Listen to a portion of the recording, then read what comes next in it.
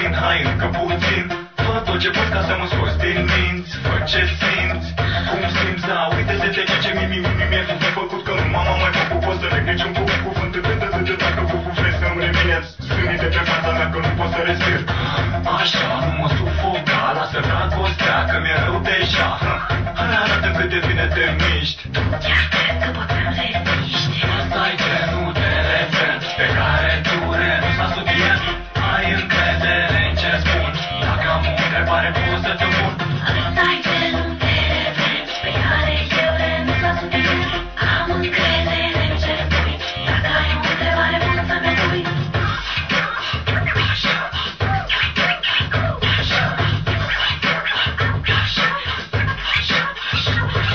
Știi că nu mint. Da, de câte ori am auzit. Zic doar ce simt. Ai liniștit că o să mă conving. Ok, dacă vrei să mă nebunești, să păcești, să știi că reușești. Eu vreau să te am, să te atrag, să te dezbrac, să te satisfac, îți fac pe trac. Sunt stilat, dau totul pentru tine, nu numai în un plac fac.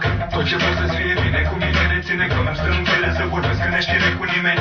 Nu am mai simțit așa ceva, ești cea mai tare femeie din viața mea, deci lasă-te încet, sunt aici profită. Lasă-mă să te fac fericită, știi că n-ai nimic de pierdut. Nu mai sunt la fel ca la început, știu. Acum ce-ai de făcut, să te aduc în acel punct. Ăsta-i genul de refren pe care tu renunți la subiect. Ai încredere în ce spun, dacă am o întrebare pot să te pun. Ăsta-i genul de refren pe care eu renunț la subiect. Am încredere în ce spui, dacă ai o întrebare pot să-mi pui. Nu mai e rău pentru idei că am în cap numai femei. Și dacă tu nu ai, probabil ești gay. Nu te judec, dar așa ca fapt divers, ok? Eche, ops, numele care contează, eche, ops. Nu-i Xerox, al dracu se cu dacă e Xerox. Bun, acum că e totul lămurit, mă întorc la femeia care m-a nebunit. Cum ziceai că te cheamă, nu mai contează, important este că nu ce face până dimineață. Uite, nu vreau să fii cu minte, că nu te vinde, vreau să fac exact ce îți trece prin minte. Fără cuvinte, limbajul grupului să ne reprezinte. Ce spui